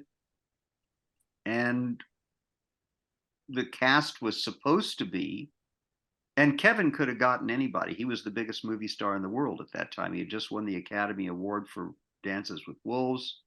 And he had done in between that Bodyguard and, he and Robin Hood. I mean, there was nobody bigger in the business than Kevin was. So we could have gotten anybody. Jack Nicholson was supposed to be Old Man Clanton, and Clint Eastwood was going to be Mike Gray, and Kevin would have been Wyatt Earp. And Kevin had just done a picture for Clint Eastwood, and so Eastwood owed him one, so that wouldn't have been a problem at all. And so everything, I thought, I'm picking out the leather trim on my new Ferrari, that camel leather. I don't want that. That's what I want. I want that camel leather. And my agent called me up and he said, you know, they want a meeting over at CAA about the picture. I said, well, that's good news. And my agent said, no, that's not good news. My agent had been around for a long time. He said, this was like at 8 o'clock on a weeknight. He said, nobody has meetings at 8 o'clock on a weeknight when it's good news. Trust me. So we get there, and it was Kevin's agent who said, Dan, you're out. Larry Kasdan is going to direct this, and because he's Larry Kasdan, he's going to rewrite it. And that's the deal. You're out. And if you say no, because I co-owned the piece together with another producer named John Slam. And they said, if you say no, Kevin has a lot of movies he can make, and we'll just drop the project. So the only way this is getting made is if you sign here, and you're out, and Kasdan's in, and he's going to rewrite it. And I said, well, you know, give us some time to think about it. We'll get back to you, you know, in a couple of days. And they said, nope, give you a half hour. You guys can have this office, and you decide what you want to do. CAA hardball. Yeah. You know, I don't believe this was Kevin. I believe this was just the way CAA did business. And they were, you know, they did business hardball. So I said to my agent, Jerry, what do you think? He said, well, it's, you know, if you say no, Kevin's probably got 10 different projects that he's lined up to do. And my guess is they're not bluffing. And they've got Kasdan. He's an A-list director. And Kasdan is going to rewrite it. You know, that's just a fact. He's going to do the rewrite. So, you know, I had 3 kids to put through school, and I think my oldest was just getting ready to go to university, which was a chunk of change, and the other kids were, you know, right behind him. So I said, well, what the hell? And I signed, and I took the money, and Larry Kasdan took what should have been the greatest Western ever made, and he turned it into such a boring piece of shit. I have to, yeah, it was pretty fucking. Like you know, now that I know that you can I be honest? We love on it. We're being now that I know it wasn't you. Holy shit! It was because I'm looking and I know Tombstone is not accurate, but it's a fun. And so a lot of us that were at that age, especially because we're overseas watching movies, we want to shoot them up. We want, and we put in. I think I was in Kabul. I think I was actually at the Ariana, the hotel with Jairus. We were watching Wyatt Earp, and I was like, "Fuck, dude, I'm gonna go to the Talibar and have a beer. I can't get this. Is boring as shit. I'm out." I couldn't believe, because it should have been. I'm a big Kevin Costner fan. I love it was like watching paint dry. It was like, where are the gun? What's and he cut out all the stuff about the land grab. He cut out stuff about Johnny Ringo. He stuck in this whole boring 1.5 hour section in the beginning that was so stupid and boring. And he just and what did he cut out? He cut out the part that Clint Eastwood was going to play and the part that Jack Nicholson was going to play. How dumb can you get? Well, obviously we got dumb, and so we have a picture of him in the dictionary. That was not a happy experience for me. I can't watch the movie to this day. And what I did do was I wrote, based on my screenplay, I wrote the book Wyatt Earp, which is published by Warner Books. And if you ever want to read a good Western, it actually tells the movie that I would have, you know, loved to have seen get made. That's a wild story. And I was going to say, don't ruin your movie, The Hurricane, for me, because that was an excellent movie. Yeah. Well, The Hurricane could have been better, but could it have? I thought that movie was excellent. I really did. I think Denzel was so spectacular in it that it outshines the flaws that are there. I had a big disagreement with the director of that movie, Norman Jewison, and I think it could have been an A+ movie, and I think it's about a B movie with an A+ performance in the middle of it. So Okay. Well, Oh, you know what I that's- wanted to ask you? One last thing. We could definitely do another episode because Oh, yeah. you have so many great stories Yeah. like this. And you know what we didn't even get into, and we'll have to do, is the crazy story of how you joined the IDF, because you kind of lied your way at your age to be able to get well, in there. I had been I was drafted as a young man, but then I was, retired at 45 at the time. When I hit 45, I was told, you're out, you're retired, and that was it. And so from 45 till I hustled my way back in, I think at 59. Yeah, I mean, we'll tell the full story if we do another one, because I know it's a crazy story. But was one last thing I was wondering. We were talking about Surf Ninjas before. I love that movie. Once again, don't say anything bad about that movie, Oh because no, it's listen, excellent. But we always say on the show how the military is not a monolith. One thing that does seem like a monolith, though, is Hollywood. Most of the time, it's a lot of people repeating the same talking points. We're seeing, of course, Susan Sarandon and her statements about Israel that are very ignorant. But Rob Schneider, for people who don't know, Puerto Rican Jewish guy himself, has been very outspoken on these types of issues. Filipino. I thought he was Puerto. Okay, so Filipino Jewish. Like, you guys seem like two people would get along, because he's been pretty vocal in saying, like, I don't give a shit if my career is destroyed at this point, talking about my politics. This is what I stand for, and I'm going to be vocal about it. Is he a guy that you still keep in touch with? I don't keep in touch with him, but I enjoyed the heck out of meeting with him. I enjoyed the heck out of working with him. He was a really funny guy, really good guy. I mean, there was no bullshit, no movie star stuff.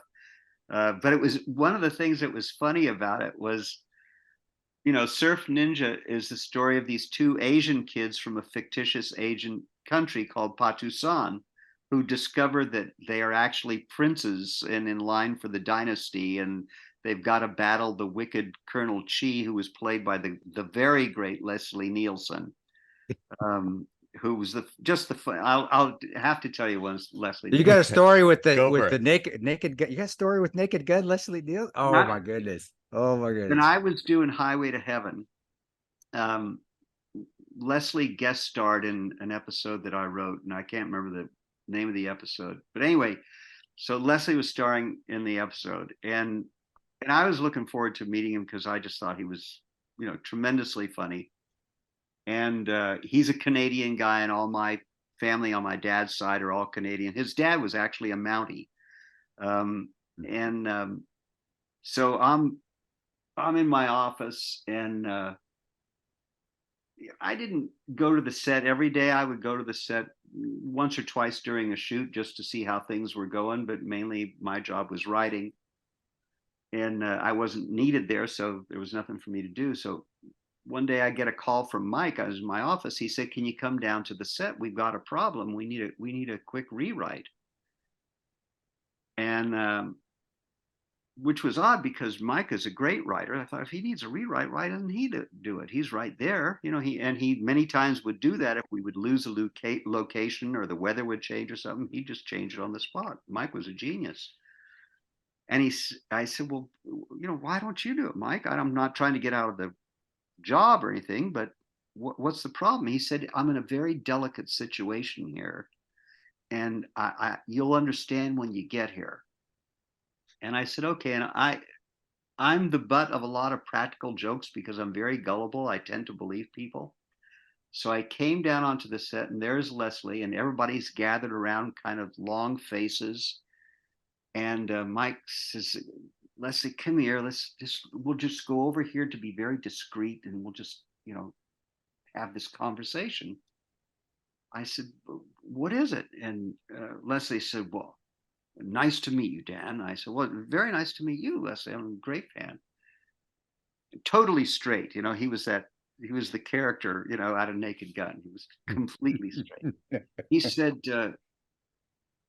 I made the mistake of going to this Mexican restaurant at lunch. I should have eaten with the crew, but I went to this Mexican restaurant, and sound of this huge fart. And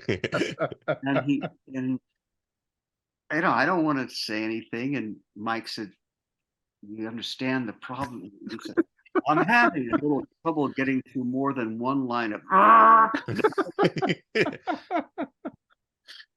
And Mike said, yeah, I really can't, I have to work with him, and I don't want to have to be the one to say. And he said, no, that's quite all right. Mike, well, he had a fart bag. He had a whoopee cushion thing under his arm, and that Leslie thought he was famous for it. He thought that was the funniest thing in the entire world, which it was. And I fell for it 100%, and the entire crew was on their ass laughing. But anyway, when we did Surf Ninjas, Leslie had the fart back. I was there in Thailand with him, and he had this group of Thai kids around him who were talking to him and this and that. And he said, children, and they were. That was Leslie. So there is still nothing better than a good fart joke. It's still to this day. The thing the original train of thought was that when we approached Rob Schneider to play the part, he was the one kid who wasn't Asian. He was the white dumb surfer kid. And he said in all sincerity, he said, it just won't work. I'd love to play it. It's a fun movie. I'd love to do it. He said, but it won't work. I said, why? He said, well, the kid's it's supposed to be white. I'm Asian. I said, what the fuck are you talking about? He said, well, I'm Filipino. I look Filipino. I said, Rob, no, you don't. And he wasn't joking. He was very convinced that it just wouldn't work because he was Filipino, and everybody knew he was Filipino. I said, no one on the face of the earth outside of your mother knows you are Filipino. I knew he wasn't a white guy. That's why I said Puerto Rican, because I always thought he was a Puerto Rican Jewish guy, but it's like, yeah, the hair maybe sometimes, but yeah, he's very vocal about what he is and proud of it. And his mother came in on set, and she was this little Filipino lady. Lovely. That's awesome. No. I was going to tell you something really quick though, in terms of him being Jewish, was Adam Sandler was on Howard Stern, and they still do stuff all the time. Adam Sandler and him. And he told a pretty funny Rob Schneider story. Adam Sandler was talking about the Hanukkah song, where it lists all the famous Jewish people. And Howard was asking him if there's ever any backlash, like any of the people that he mentioned.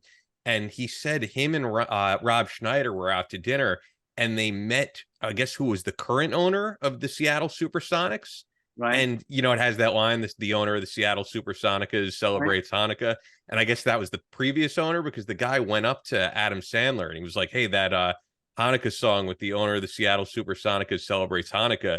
He's like, I'm not into that. That doesn't really fly with me. Because I'm not Jewish. And he was like giving him shit for it. And apparently Rob Schneider got in his face. And like almost a fight broke out, because Rob Schneider was like, are you saying it's a bad thing to be Jewish? Like, you have a problem with that?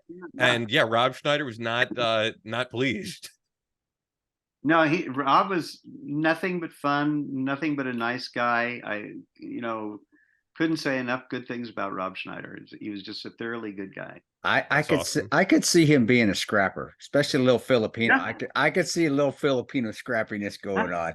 Yeah, But the funniest thing was he just was convinced that he couldn't play the part because I have to. Yeah, I don't see the Sorry, Rob. But then again, people always say about Chris, right? Show, people have said that you don't look Mexican, right? So it's because they want me to have a Southern. My dad's from Spur, Texas. That's a Southern draw. Yeah, my dad's. He's white. No, I'm proud of my whiteness on that side. My mom's a Garcia. She's Mexican. Okay. And so I think it's all you white folk out there that want me to talk like Cheech Marin. So now who's the racist now, you bitches? I tell you what, that's what it is. But no, I got more. It's funny. My family, my oldest sister, very white. Me, I'm mocha. I'm getting that brownness in me. My brother, he's freaking splitting image of my grandfather Joaquin. He's freaking Mexican, dude. So it just goes down the line as we get younger. And he's got more get them hair on the show at some point. They probably have great stories. My brother would be good. Him and I are great friends. But no, Dan, I'd love to talk. I'm a huge movie buff, and like I said, a lot of those movies I grew up on. Passenger 57. That was what we watched. I mean, that was just the good, fun, alpha male, kick ass, good guy wins. That's fun. And I do want to. I want to save it but I do think movies now, they've lost a lot of creativity because of this freaking thing. And yeah, hopefully next time we get you on, we can talk about what your feeling is with the writers. As I do, I think movies were more well written. There was more creativity, but that's not my genre. I'm just a watcher. I just watch movies. But I also think that's why we have a lot of remakes going on. Not saying we didn't have before, but I think we have more and way more. Way more. Way more. It's because there is no more creativity. We're not having people like you're 20 years old sitting in a little office thinking it's the greatest thing in the world. And now the kids want to be 20 and have their corner office and let Chat GPT, is that what it's called? Do the writing for them. So I'm going to save it though, because we are going over, but I do want to pick your brain on that, just from being a movie buff and being overseas for a lot of years. Deploying movies is what got me through, and good movies, well-written movies, Absolutely. even the bubblegum ones. So I'll save it, but it's an honor. And the stories I love, I did. That was some awesome stories. I loved hearing that shit. Great stuff. Fun. It was very fun visiting with you guys. Yeah, we'll definitely do this again, and this is why I always say, like, Dan is a great guest, and I'm actually surprised we didn't have him on earlier, but we're definitely going to do another part. And I should at least promote, like, for those who think Dan is just reminiscing about his time doing films, Dan is still in the industry. Your latest movie was Miracle in East Texas with Kevin Sorbo, which just came out. And then the next film is Irena's Vow, based on a true story from the Holocaust of someone that you personally knew. And for those who also don't know and don't know Dan's background, I mean, I hope you don't mind me pointing this out, but it's like, it's crazy, people. Dan is 76 years old, and you have no signs of stopping what you do. Like, you're going to be doing this forever. You know, Clint Eastwood is my hero. I think he's 94 now. Jeez. And it's like, that's who I want to be when I grow up. You know, he just still cranking them out. He's working on his, I forget what, 47th or 48th movie now. Wow. That's amazing. That he's directed, not just acted. And that, you know, he's every writer's dream. I mean, I'll leave you with that story. Every writer wants to work for Clint Eastwood because he never changes what the writer writes. He never has any notes. And I had asked him, I said, you know, do you have any notes on this script? Which I expected him, like anybody else in the industry, to say yes. And he went, if I had any notes, I wouldn't have bought it.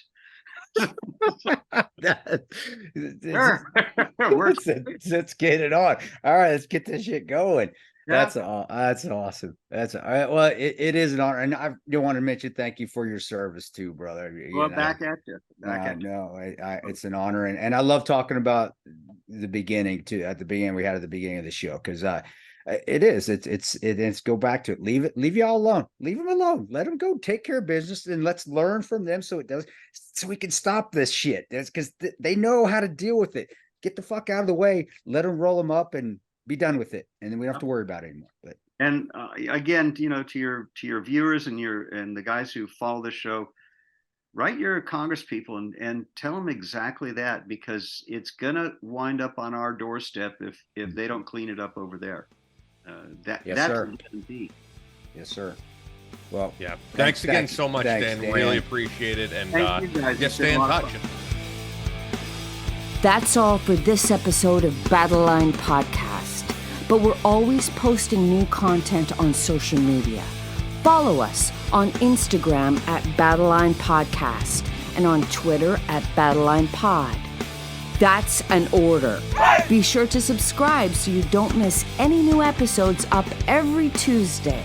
Leave us a review on Apple Podcasts or your podcast platform of choice. Believe in yourself. Face all challenges head on. And as always, never quit.